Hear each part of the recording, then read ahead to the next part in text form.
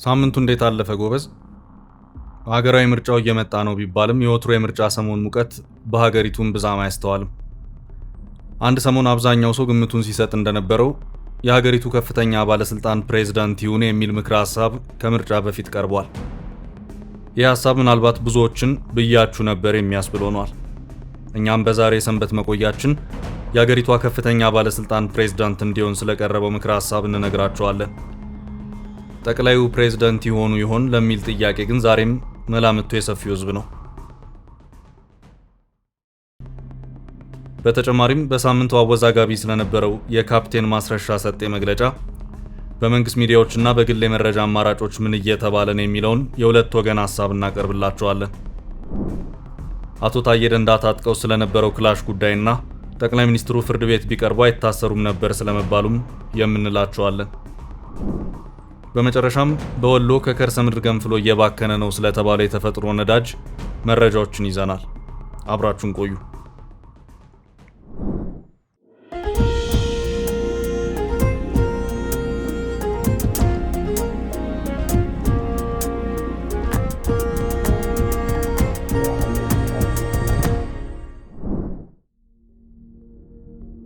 አወዛጋቢው የካፕቴን ማስረሻ ሰጤ መግለጫ። በፋና ቴሌቪዥን የፋኖ መግለጫ፣ በሌሎች መደበኛ ሚዲያዎች ደግሞ የሰላም ስምምነቱ ነጥቦች በሚል የተላለፈው የአፋሕድ የውጭ ግንኙነት መምሪያ ኃላፊ ካፕቴን ማስረሻ ሰጤ የሰጡት ማብራሪያ ብዙ ግርታዎችን ቀስቅሷል። ማብራሪያውን የመንግስት ሚዲያዎች የአማራ ፋኖ ሕዝባዊ ድርጅት አፋሕድ አመራር አባላት ከአማራ ብሔራዊ ክልላዊ መንግስት ጋር ባደረጉ ዘላቂ የሰላም ስምምነት ዙሪያ መግለጫ ሰጥተዋል በሚል የዘገቡ ሲሆን የትግል ድርጅቱ ሌሎች አመራሮች በአንጻሩ በተለያዩ የመገናኛ አማራጮች እየቀረቡ የካፕቴኑ መግለጫ ሐሰት መሆኑን ሲያብራሩ ተስተውሏል። በመደበኛ ሚዲያዎች ላይ የተዘገበውን የሰላም ስምምነቱን ዝርዝሮች ቀጥለን እናቅርብና በተቃራኒው ግን ያሉ አካላት ምን ይላሉ የሚለውን ደግሞ አስከትለን እናቀርባለን።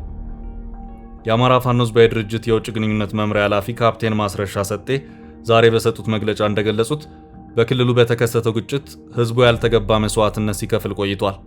ይህ እንዲያበቃ ድርጅቱ ከአማራ ብሔራዊ ክልላዊ መንግስት ጋር ዘላቂ የሰላም ስምምነት ማድረጉን አስታውሰው በግጭቱ ምክንያት የተፈናቀሉ ዜጎችን ወደ ቀያቸው ለመመለስ እንዲሁም ለህዝቡ ተጠቃሚነት በጋራ ለመስራት መግባባት ላይ መደረሱን አብራርተዋል ሲል የዘገበው ኢዜአ ነው።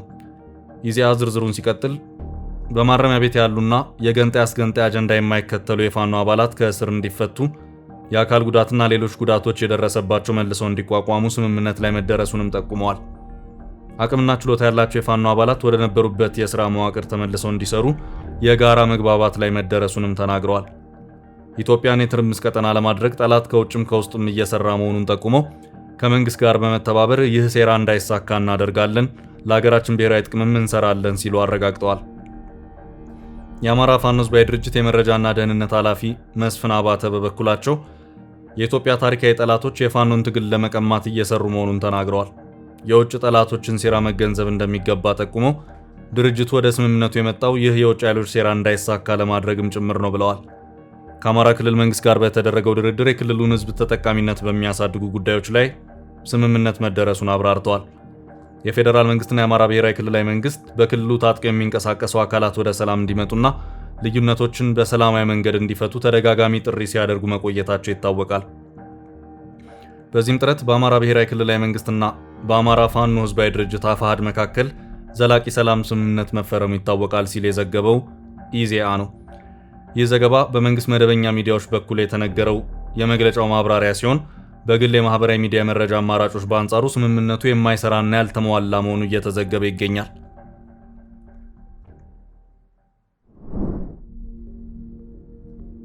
ጠቅላይ ሚኒስትሩ ፍርድ ቤት ቢቀርቡ ታዬ ደንዳ አይታሰሩም ነበር። በእስር ላይ ሆነው ጉዳያቸውን በፍርድ ቤት ሲከታተሉ የቆዩት የቀድሞ ሰላም ሚኒስትርና የጨፌ ኦሮሚያ አባላት ታዬ ደንዳ ህዳር 26 ቀን 2018 ዓ.ም ጥፋተኛ በተባሉበት የወንጀል ክስ 7 ዓመት ከ2 ወር እንደተፈረደባቸው ይታወቃል። በጉዳዩ ላይ ሐሳባቸውን የሰጡት የአቶ ታዬ ጠበቃ አበራ ንጉስ አቶ ታዬ ደንዳ በተፈረደባቸው ወንጀል የመከላከያ ምስክሮቹ ጠቅላይ ሚኒስትር አብይ አህመድና የአዲስ አበባ ከተማ አስተዳደር ከንቲባ አዳነች አቤቤ እንዲሁም የከተማ ልማትና ኮንስትራክሽን ሚኒስትር ወይዘሮ ጫልቱ ሳኒ ነበሩ። እነሱ ቀርበው ቢመሰክሩ ኖሮ ጥፋተኛ ይባሉ ነበር ሲሉ ገልጸዋል። ጠበቃቸው አክለውም ችሎቱ እዚህ ውሳኔ ላይ የደረሱ አቶ ታዬ ለመከላከያ ምስክርነት የጠቀሷቸው ምስክሮች ለ6 ወራት በተከታታይ እንዲቀርቡ ጥሪ ሲደረግላቸው ቢቆይም ባለመቅረባቸው የወንጀል ክሱን መከላከል ባለመቻላቸው ነው ብለዋል። የተደራጁ ወንጀሎች አቃቤ ሕግ ዳይሬክቶሬት ጀነራል የሆኑት አቶ ዮሴያዳ በጀ በበኩላቸው የመከላከያ ምስክሮቹ መቅረብ ወይም አለመቅረብ የፍርድ ውሳኔው ላይ ለውጥ ማምጣት አይችልም ብለዋል። የአቶ ታዬ ጠበቃ አቶ አበራ ንጉስ ግን በአግባቡ የመከላከያ ምስክሮቹ ችሎት ቀርበው ምስክርነታቸውን ቢሰጡ ኖሮ ደንበኛዬ ለቅጣት አይጋለጡም ነበር ሲሉ ተናግረዋል። በ3 ወንጀሎች ክስ ቀርቦባቸው እንደነበር አስታውሰው በወቅቱ የመከላከያ ምስክሮች ቀርበው በተከላከሉበት 2 የወንጀል ክሶች ነፃ ሆነዋል። ምስክሮች ባልቀረቡበት ግን ጥፋተኛ ተብለዋል ብለዋል። ለመሆኑ መከላከያ ምስክሮቹ ለምን መቅረብ አልቻሉም የሚል ጥያቄ የቀረበለት አቃቤ ሕግ ተከሳሽ ሽጉጥ ታጥቀው ሳለ ክላሽ ለመታጠቅ መጠየቃቸውንና ይህም በመንግስት በኩል ተከልክለው ነበር።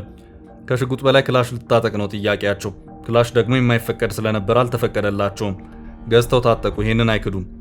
ገዝተው ከታጠቁ በኋላ ምንድነው ክርክራቸው? ጠቅላይ ሚኒስትሩ ከንቲባዋና የከተማ ልማት ሚኒስትሯን የሚፈልጉት ይሄንን ጠይቄ እንደነበረ ያስረዱልኛል በሚል ነው። አንድ ሰው ሚኒስትር ስለሆነ፣ አንድ ሰው ከንቲባ ስለሆነ የጦር መሳሪያ እንድትታጠቅ አይፈቅድልም። አንድ ሰው በዋስትና ወጥቶ ክርክር በሚያደርግበት ጊዜ በምስክርነት እንዲቀርብለት የሚፈልገውን ሰው መጥሪያ አድርሶ ማቅረብ አለበት። ለማድረስ ሞክሬያለሁ አሉ፣ አላደረሱም። ፌደራል ፖሊስ ያድርስ ተባለ። የፌደራል ፖሊስ ለተወሰኑት አድርሶ ለተወሰኑት ደግሞ ማድረስ ያልቻለባቸውን የተለያየ ምክንያቶች ዘርዝሮ አቅርቧል።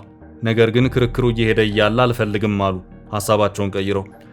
አቶ ታዬ በተለያየ ምክንያት ሂደት በመርዘሙ በአጠራር ላይ በነበረ ችግር ምክንያት አልፈልግም በማለታቸው ነው እንጂ ሊቀርቡላቸው ይችሉ ነበር። የቀረቡ ሰዎች እኮ አሉ፣ ሚኒስትሮች። የእሳቸው ቀጥተኛ ተጠሪ የሆኑ ሚኒስትር ቀርበዋል። የፌደራል ፖሊስ ኮሚሽን ምክትል ኮሚሽነር ቀርበዋል። የጦር መሳሪያ ፍቃድን በሚመለከት ፖሊስ ኮሚሽን ነው ስልጣን ያለው። ፖሊስ ኮሚሽነሩ ቀርበው ለተጠየቁት ጥያቄ ጥበቃ ጠየቁኛ ሚኒስትር እንጂ ሚኒስትር ዴኤታ የመጠበቅ ግዴታ አልነበረብንም የሚል ምላሽ ሰጡ። ከዛ ስለ ጦር መሳሪያ ጥያቄ ቀርቦሎት ነበር ወይ ሲባሉ አልቀረበልኝም የሚል ነው የሰጡት ምስክርነት ሲሉ አስረድተዋል።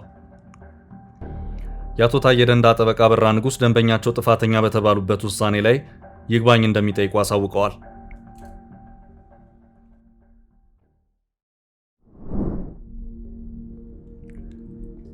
ጠቅላዩ ፕሬዝዳንት ይሁኑ። የኢትዮጵያ ዜጎች ለማህበራዊ ፍትህ ኢዜማ የሀገሪቷ ከፍተኛ ባለስልጣን ፕሬዝዳንት እንዲሆን በሚያስችልና ፕሬዝዳንቱ በቀጥታ በአብላጫ ድምፅ 50 ሲደመር 1 የሚመረጥበት ፕሬዝዳንት የፖለቲካ ስርዓት መተካት እንዳለበት፣ ከአብላጫ ድምፅ በተጨማሪ ፕሬዝዳንቱ በአብዛኛው ክልሎችም ተመራጭ የሚሆንበት ስርዓትን መዘርጋት አለበት የሚል አጀንዳ ለሀገራዊ ምክክር ኮሚሽን አቀረበ። በሕገ መንግስቱ አንቀጽ 45 የተዘረጋው የፓርላሜንታሪ ስርዓት መሪው በቀጥታ የማይመረጥበት ቋንቋን መሰረት ባደረገ መልኩ የተመረጡ ተወካዮች ተሰብስበው የሚመርጡት መሪ በመሆኑ የመሪው ወይም የጠቅላይ ሚኒስትሩ ቅቡልነት ጥያቄ ውስጥ ሲገባና የአንድ ብሔር ተወካይ እንጂ ሀገር መሪ እንዳልሆነ ሲቆጠር በመስተዋሉ የፖለቲካ ስርዓቱ ሊቀየር ይገባል ብሏል። ፓርቲው በሀገር ህልውናና ቀጣይነት ላይ የተደቀነውን አደጋ የማስወገድና ሀገርን በጠንካራ መሰረት ላይ ማቆምን ጉዳይ የምክክር አጀንዳ አድርጎ አቅርበዋል።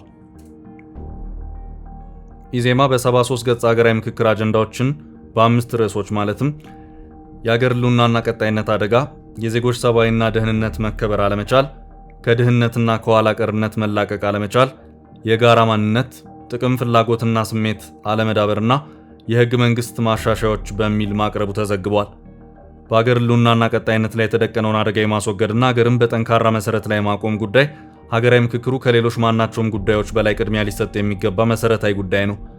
ኢዜማ ለሀገር ህልውና ከምንም ነገር በላይ ቅድሚያ የሚሰጠው የሀገር ህልውና ችግር ውስጥ በሚወድቅበት ጊዜ የሚፈጠረው እጅግ አስከፊ ሁኔታ ማንኛውንም የማህበረሰብ ክፍል፣ ቡድንና ግለሰብ ለህልውና አደጋ መጋለጡ የማይቀር በመሆኑ እንደሆነ በሰነዱ ላይ አስፍሯል። በኢትዮጵያ ከፍተኛውን የሉዓላዊነት ስልጣን ለዘር ማንነት ቡድኖች የሰጠው ህገ መንግስት በዘርና በሃይማኖት የማንነት ቡድኖች መሃል ግጭት የሚቀሰቅሱ ትርክቶች የጋራ ፍላጎትን፣ ጥቅምንና የጋራ ማንነትን ሊያጎለብቱ የሚችሉ ምልከታዎች ተግባራዊ ያለመደረግ የጋራ ፍላጎትና ጥቅም የጋራ ማንነት እንዳይኖር እያደረገው ያሉ ሁኔታዎች መሆናቸውን የገለጸው ኢዜማ የሀገርን መሰረት የዘር ቡድኖች ያደረገው በፈለጉ ጊዜ በዘር የተሰባሰቡ ቡድኖች የራሳቸውን ክልልና ሀገር መመስረት ይችላሉ የሚል መብት በተግባር ግን የሀገር ህልውና ብቻ ሳይሆን በዘር የተሰባሰቡትን ቡድኖች ህልውና ለከፍተኛ አደጋ ያጋለጠውን ሁኔታ የህግ ድጋፍ የሚሰጠው ህገ መንግስት ሀገራዊ ምክክሩ ሊመክርባቸውና መፍትሄ ሊሰጥባቸው ከሚገቡ ጊዜ የማይሰጡ ችግሮች መሃል አንዱ መሆኑን አጽንኦት ሰጥቷል። ኢዜማ እንደገለጸው ህገ መንግስቱ በአንድ በኩል መሰረታዊ ማስተካከያ የሚያስፈልጋቸውና ለሀገር ስብራት ምክንያት የሆኑ ድንጋጌዎችን የያዘ በሌላ በኩል ደግሞ እንዳሉ ጥቅም ላይ ሊውሉ የሚችሉ አንቀጾችም ያሉበት ሰነድ ነው። ስለሆነም በአሁኑ ወቅት ኢትዮጵያ ካለችበት ሁኔታ ከዓለም አቀፍ ሁኔታዎች እንዲሁም እስካሁን ከህገ መንግስቱ ካገኘው ተሞክሮ አንጻር ሊሻሻልና ዘመኑን በዋጀ መልኩ መሰረታዊ የሆነ እርማት ሊደረግለት እንደሚገባ ፓርቲው በሰነዱ ገልጿል። በዚህም የህገ መንግስቱ መግቢያ በሚከፋፍሉና በሚያለያዩ ጉዳዮች ላይ ከማተኮርና ከማጠንጠን ይልቅ አንድ በሚያደርጉን እንደ አንድ የፖለቲካ ማህበረሰብ የጋራ በሆነው መሰረታዊ ዜግነት ጉዳይ ላይ ሊያተኩር እንደሚገባ አሳስቧል። በህገ መንግስቱ አንቀጽ 39 መሰረት ማንኛውም ብሔር ብሔረሰብና ህዝብ እስከ መገንጠል የሚደርስ መብት እንዳለው ተደንግጓል። ይህ አንቀጽ ኢትዮጵያ አንድ ሀገር ሆና የመቀጠል መብቷን የሚያመነምንና በማንኛውም ሰዓት በጥቂቶች ፍላጎት ላይ በመመስረት ብቻ ሀገርን የሚያፈርስ ከመሆኑም በላይ በህዝብ መካከል መተማመንን የሚሸረሽር የጋራ ፍላጎትንና ጥቅምን ብሎም የጋራ ማንነት የሚያቀጭጭ አንቀጽ በመሆኑ ሙሉ በሙሉ ሊሰረዝ እንደሚገባ ምክር ሐሳብ አቅርቧል።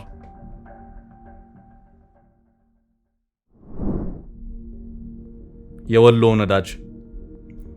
በደቡብ ወሎ ዞን ለገሂዳ ወረዳ የነዳጅ ክምችት በተፈጥሮ አስገዳጅነት ከከርሰ ምድር በላይ መውጣት ከጀመረ ከ7 ዓመታት በላይ ቢያስቆጥርም እስካሁን ጥቅም ላይ እንዲውል ባለመሰራቱ አሁንም የነዳጅ ድፍድፉ መሬቱን ሰንጥቆ እየወጣ መሆኑን የደቡብ ወሎ ዞን ማዕድን ሀብት ልማት መምሪያ ገልጿል። በመምሪያው የማዕድን ስራዎችና ፍቃድ አስተዳደር ቡድን መሪ የሆኑት አቶ ጀማል ኢድሪስ ይህን የነዳጅ ክምችት አዋጭነቱ ተጠንቶ ጥቅም ላይ እንዲውል ለማድረግ በተደጋጋሚ ለማዕድን ሚኒስቴር ጥያቄ ሲያቀርቡ መቆየታቸውን ተናግረዋል። ከዚህ በፊት በወረዳው ያለውን የነዳጅ ክምችት ጥቅም ላይ ለማዋል የተለያዩ ፕሮጀክቶች በግል ተቋማትና በመንግስት ተቋማት ሲሞካከሩ ነበር። እኛም በየጊዜው ጉዳዩ የሚዲያ ሽፋን እንዲያገኝ ስናደርግ ቆይተናል። እኛ ማድረግ የምንችለው ጥናት እንዲካሄድበት ግፊት ማድረግ ነው። በዚህም መሰረት በ2011 ዓ.ም ማዕድን ሚኒስቴር በጉዳዩ ላይ ውይይት አካሂዶ ነበር። በሰዓቱም ሀብቱ እንዳለ ከመሬት በላይ በምልክት ተጋልጦ እየታየ ስለሆነ ሀገራችንና የአካባቢው ማህበረሰብ እንዲጠቀም እቅድ መያዙን ነግረውናል። ከዛም በኋላ ግን ምንም አይነት እንቅስቃሴ እየተደረገ አይደለም። እንደ ዞን አሁን ያለን ሀሳብ ጉዳዩ በተለያዩ ሚዲያዎች ሽፋን እንዲያገኝ ማድረግና ከላይ ያሉት የሚመለከታቸው አካላት ትኩረት ሰጥተው ጥናት እንዲያደርጉ ጫና ማሳደር ነው። እኛ አቅደን የማንሰራው ጉዳይ ስለሆነ ፍላጎትና ሀሳብ ነው ያለን። ምክንያቱም ይህን የመስራት ስልጣን የተሰጠው ማዕድን ሚኒስቴር ብቻ ነው። ነዳጁ በትክክል ወጥቶ መሬት ላይ እየታየ ነው። በተሰነጠቁ መሬቶች አማካይነት የወጣው ነዳጅ በአካባቢው የሚገኙ ውሃዎችን እየበከለ ነው። በዚህ የነዳጅ ክምችት ላይ ክልሉም ዞናችንም ወረዳውም ፍላጎታችን ተመሳሳይ ነው። የለገሂዳ ወረዳ ኮሚኒኬሽን በተደጋጋሚ ትኩረት እንዲሰጠው እየጠየቀ ነው። አመራሮችም በየጊዜው በተገኙበት መድረክ ሁሉ ስለ ጉዳዩ ሳያነሱ አያልፉም። ነገር ግን የሚመለከተው አካል ጥናት እናደርጋለን ብሎ ቃል ከመግባት የዘለለ ነገር አያደርግም። አሁንም ጥያቄውን እያቀረብን ነው። በመሆኑም አሁን ላይ በተሰነጠቀው መሬት ከላይ የሚፈሰውን ድፍድፉን የአካባቢው ማህበረሰብ በመውሰድ ለምሽት መብራትነት በኩራዝ በባህላዊ መንገድ እየተጠቀመበት ነው። ይህ ማዕድን ለሀገር ትልቅ ገቢ ቢሆንም ትኩረት ተሰጥቶት እየተሰራ ባለመሆኑ ነዳጁ እየባከነ ነው። ከመሬት በላይ ያለው ወይም የሚታየው ድፍድፉ በጣም ቀጭን አይደለም፣ ግን በጣም ይሸታል። ተቀጣጣይ ነው። ለናሙና ቢሮ ያመጣ ነው አለ። ስናቀጣጥለው በጣም ይቀጣጠላል። ይህን የተፈጥሮ ሀብት ጥቅም ላይ ለማዋል መስራት የሚችለውና በአዋጅ መብት የተሰጠው ማዕድን ሚኒስቴር ነው። በአቅም ደረጃም ቢታይ ወረዳው አይችልም። ወሎ ዩኒቨርሲቲ ከዚህ በፊት የተለያዩ ባለሙያዎችና ተማሪዎቹን በስፍራው በመውሰድ ምልከታ አድርጎ ነዳጅ መሆኑን አረጋግጧል። በወቅቱ ባለሙያዎቹ አካባቢው በተዳከመ የመሬት ፎልት ነዳጁ ወደ ውጭ እንደወጣ ነው ያስረዱት። ነዳጅ ስለመሆኑ የሚያጠራጥር ነገር የለም ሲሉ ተናግረዋል። ውድ የፈታ ዴሊ ቤተኞች በዕለቱ የያዝናቸው የሰንበት መቆያ መረጃዎቻችን እነዚህ ነበሩ። ስለ አብሮነታችሁ እያመሰገንን እኛ እዚህ ላይ ያበቃን። መልካም ጊዜ